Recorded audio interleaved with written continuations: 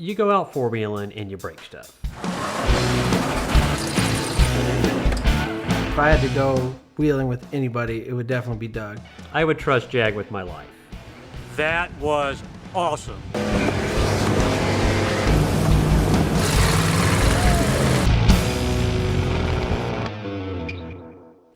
Best thing that could happen, you break something. Today we're going to be wheeling with a good buddy of ours, Jay Bird, down in Ranger, Georgia. Hi, Jay. Hello. Hey, Jay. Hello. Welcome to my family's land we call at Stone Mill. Today we're going to be riding a couple of trails. We're going to be riding the Lollipop Trail and the Yellow Trail.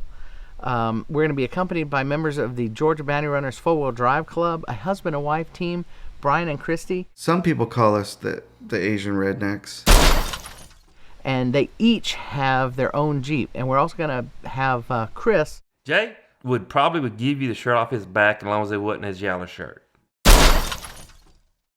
Who drives a Swiss Pinzgauer. Oh, bless you. We have about 450 acres on the property. I've got 7 trails, ranging from easy trails to do to very hard trails that you don't want to do unless you're ready to tip your vehicle over. Jay Bird is a redneck wannabe. He tries so hard to be a redneck, and he just can't pull it off. Apparently, I want to be a redneck so bad that I do everything I can to be a redneck, but then for some reason, at the last minute, I blow it. Jay is Jay, and we learn to accept it. So we started off Friday at the Lollipop Trail. All right, this is Jay Bird. We're rolling. Everybody thinks it's a funny name, but it's actually a Forest Service designation for how the trail works. There's 2 hard obstacles. There's what I call the tilted swamp turn. You drop down in a swamp and you make a real off-camber turn to the hard right. We thought we'd have a challenge. See who could make it in the least number of turns. I can do this in 2 turns. The craziest person in our group is definitely Christy. I'm gonna try in 1 turn, okay? Don't do it. Put it in store, guys, and swing the end around. No, I can't do 1 turn. Nope. All right, here I go. I'm going to try it with open, see what happens.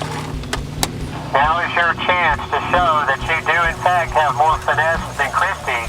Your reputation is on the line here. You're gonna try to do it 1 turn? No way.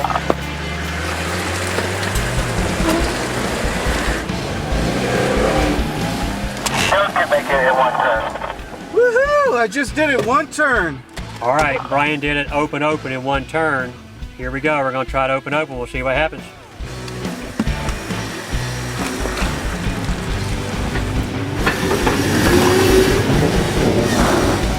Immediately stuck. Lockers, back up, 2 turns. It happens. At least you tried. All right, Brian, so you did this in 1 turn, man. I'm going to try to do it in no turn, half a turn. All right, half a turn. See if you can do it. I might try to do it running.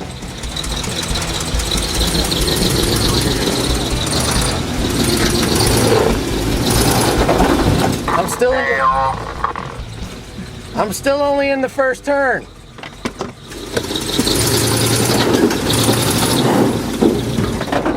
Okay, that's a fail. Hey, this is Love with the pins. We're fisting to roll into the mud. It's a 1973 Pinzgauer, model 712 troop carrier. Purchased it back in 2006, and I have enjoyed it ever since.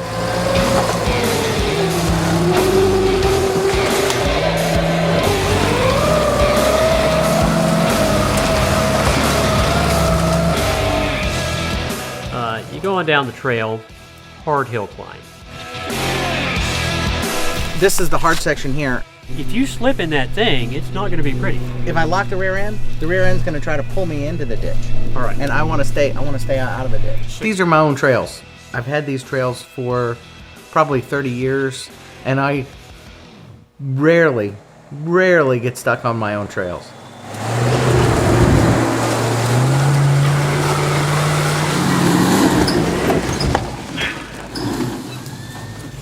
Whoa, Nelly. all of a sudden my tires are up in the air like this, and I'm going like this, and it's like I feel like I'm gonna roll over backwards. I'm a little scared. He thought he was going to die. You know, he was fine. Okay, folks, can I get a winch here? I'm stuck, and of course Doug comes over, grabs the bumper, and starts shaking it like this when I call. It's like, oh, please don't do that. I went up and shook the truck around a little bit to give him some confidence. Yeah, don't rock me. Oh, I feel much better. Whew.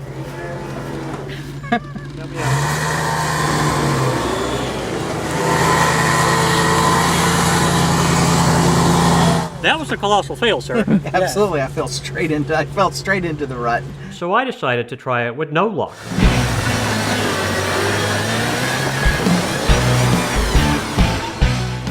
Immediately stuck. Back down. And sometimes you just need power.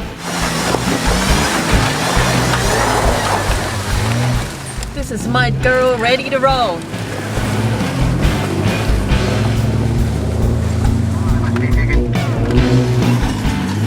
Slow and sexy.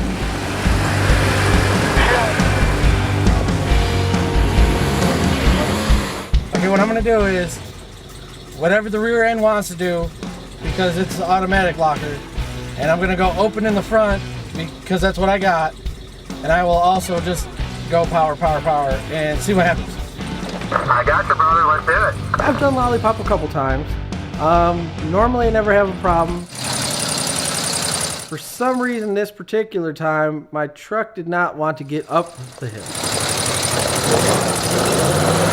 The rear end of my truck does whatever it wants, when it wants to do, and if I want it to kick on, it won't.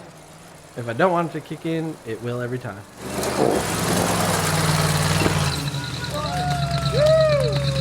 Like driving down to the Taco Bell. It's great. It's easy or something. Here comes the pin scour. And the Penscar 6-wheel drive.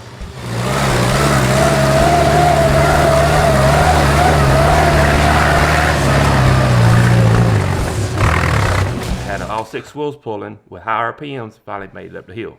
A little incident here. So what we're going to do is the new high-tech starter system on my Scout. Mike's a great mechanic. He can fix anything. He has a very special starting method for his Scout. It's called a #1 flathead screwdriver. You take this screwdriver and apply it to the starter. And you just short the terminals on the starter right together, off she goes. It starts right up. Look at that. It's a Scout starting stick, not a screwdriver, okay? So we left the Lollipop Trail and we went to Yellow. Yellow is probably my favorite trail on Jayberg's property. The trail is named Yellow. His house is yellow. He loves to wear a yellow shirt. So this is called the Yellow Trail. All right, it's a gully all the way almost to the top of the hill.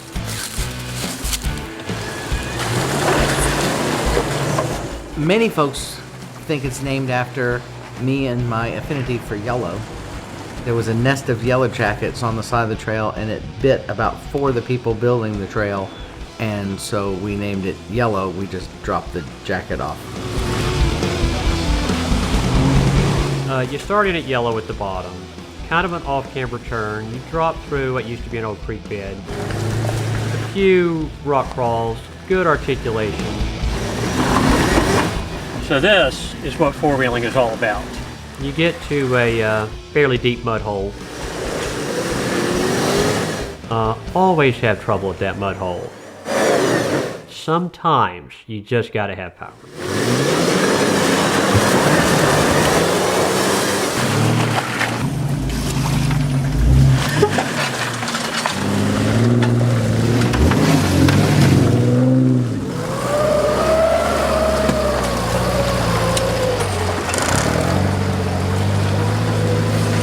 The big mud hole at the end looked pretty ruddy, so I actually took it with a lot of momentum and made it through it without a problem.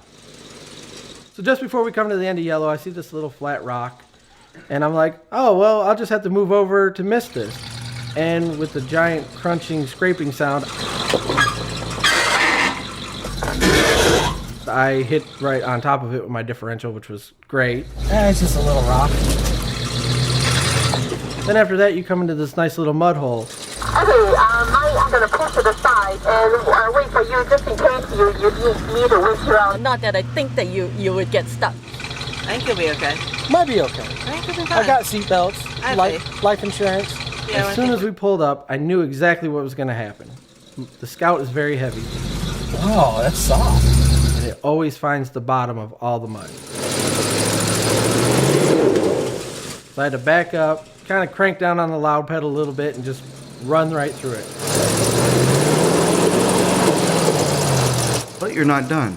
You have to go and climb this big hill, put it in second gear, and just step on the gas pedal and go.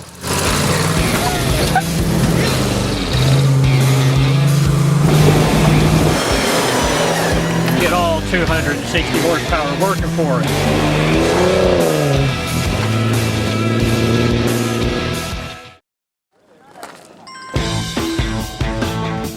The Georgia Bounty Runners have invited us to help with their Adopt a Trail program.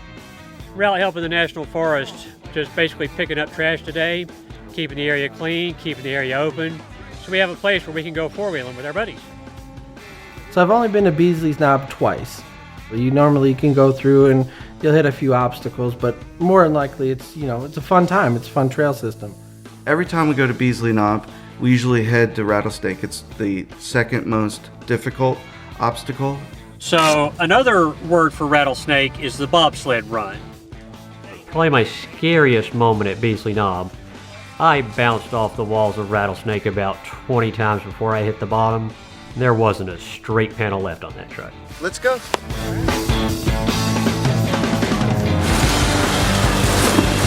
Oh, too easy.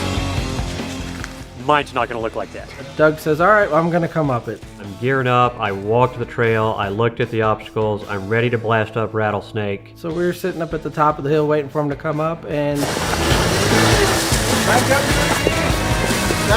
If you tilt that hood up, you can't see trails. I was certain I was on Rattlesnake. what happened? He comes up the bypass. No, seriously, I thought I was on that. The easy road, more or less. I was on the bypass. You walked down this way, and then you watched Yes. me go up it as well, and then you went over there. Yeah, seeing is optional in FJ. A little bit, yeah. It's the first time I've been at Rattlesnake in the Pinzgauer.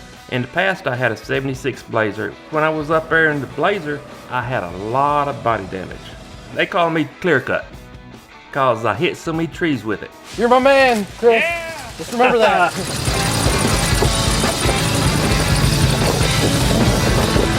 That's how I do it, sometimes. We've been four-wheeling, doing trail cleanup, picked up a lot of trash, always glad to help the Forest Service keep the trails open. So we were coming up Upper Rattlesnake, and there was a noise coming from my truck as we were doing some hill climbs. Mike sometimes imagines phantom noises. No, it really does sound more like bells. Now, There would be this metal squeaking rattle noise coming from underneath the truck. hey, what's that grinding noise? I'm like, all Scouts make that noise. Trust me, I've had 8 of them. They all do it. What do you want to do? You want to tighten it? You want to roll with it? Roll with it, see what happens. The Scout's got 2 alternator belts. If one's squeaking a little bit, it'd be no big deal. Alright. So if the ride is a little bumpy, you've got to remember that you're in the second oldest vehicle on this trail ride. It was also designed by a bunch of guys in Indiana that built lawn tractors. We get down to the bottom of the trail, we're in this little rest area, and it's about 3:30 afternoon. I'm gonna take a nap down here on these nice cushy rocks. And one of the other guys, Chris, comes up to me and tells me, hey Mike, you know your truck is smelling a lot like gear oil. And then he got to looking, and his front differential was empty. Yeah. The good news is the entire underside of this is very well lubricated. Maybe I'm just gonna be done for the day. I need to learn my rank sizes.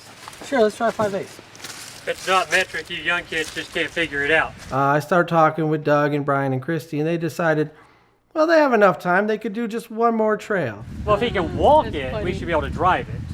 Yeah. Because we were driving stuff I couldn't walk on earlier. Yeah. So we've had a lot of problems with the term one more trail. Are we gonna do the 3 o'clock run again? I guess we are. They were like, oh, you'll be fine. Just come on with us. I'm not sure what's going to happen. Just say, hey, I'm going back to the campground and having a steak. Don't make these excuses. My differential's broke. I got no fluid. You know, we're not buying it. Is it good to go? I don't know. It's not happy. I decided I was going to skip this particular trail. We decided to do 93B. And we heard that it's really easy now because they remove all the big rocks, right? That's what I thought. So me and Brian, we walked the trail. Yeah, so we're just trying to decide. This trail looks very doable. And we had a long discussion. Well, let's give it a shot. What's the worst that could happen? We made the decision. Sure, let's do it. If y'all go, I'll go. Let's do it. And once you commit to this trail, there's no turning around. Brian's first. Once you get up over the first obstacle, you have to get on it.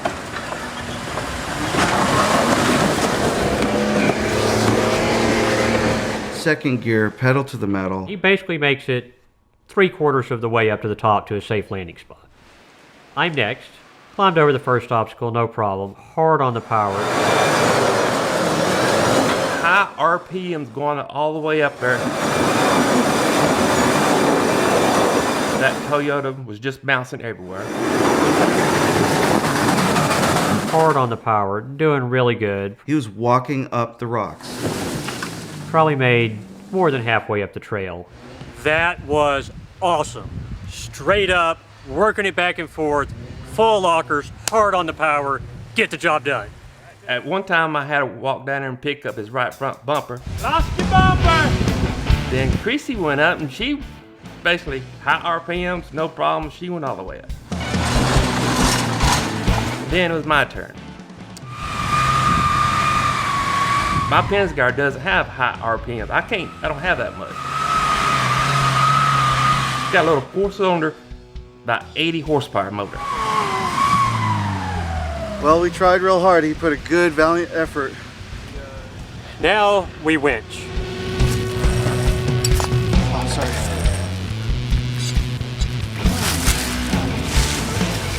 One of the other club members told us that 293B was a lot easier now.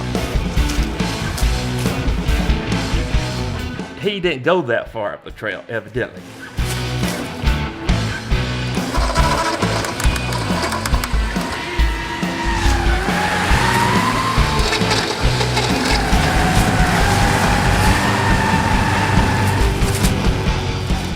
We're not out of the woods yet.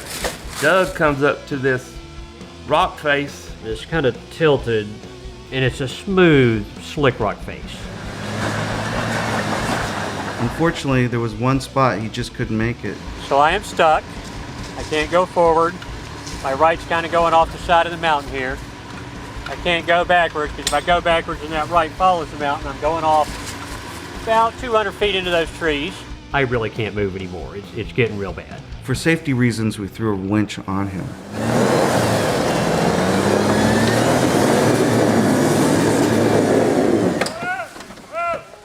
Okay, my truck has to go that way. Kind of a cool double line pull we did with the winch. Took the winch from Christy behind me up to a tree with a pulley block and a snatch strap. Fell and busted my butt. Glasses went flying. Warped up my glasses pretty good. But I needed new glasses anyhow, so we'll get it. He's working really hard. I'm giving it a little gas. The winch is helping me out. So I'm trying to work the steering wheel a little bit, find some traction. Chris heard something. We hear pow. The tie rod end had broken. The ball joint had separated.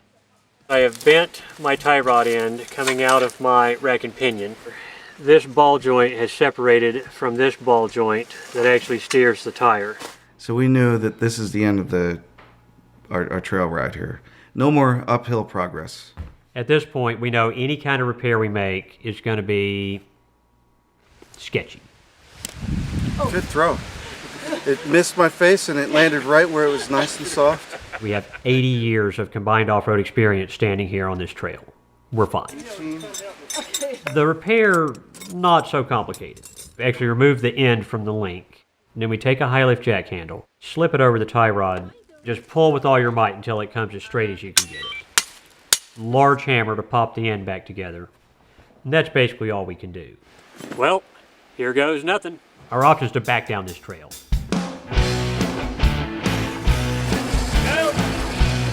Go! Brian, pay out! Out, Brian! That tie rod end is weak. We have to baby this thing down. There you go! Go! Go! Out! Just drop off, Brian. Right in. Easy, go. Well, it looks like he slipped off the edge a little bit. Right now, we're the only thing keeping his vehicle on the mountain.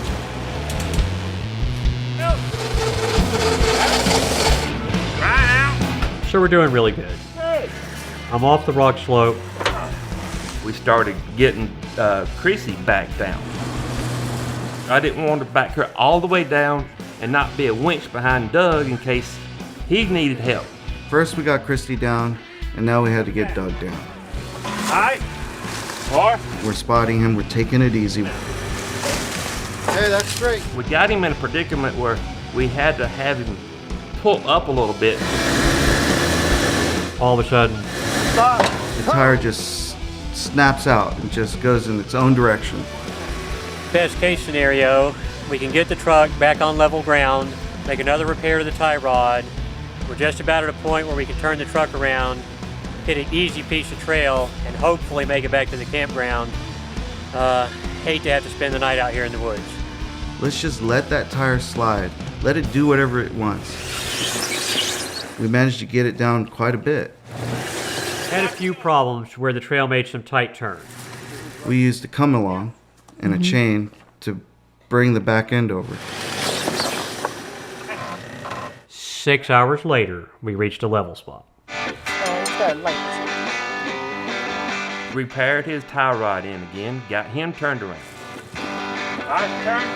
Driver's side. Come on back. Come on back. Stop. We hiked back up the trail for about the 6th time so we can spot for Brian. 7-hour trail ride. We make it back to camp. You know, we'll never leave a vehicle behind or leave someone behind, and we always stick together. We made it.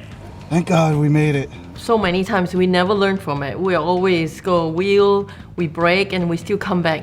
A lot of people get upset. My truck's broke. Darn it, it's going to cost me a bunch of money.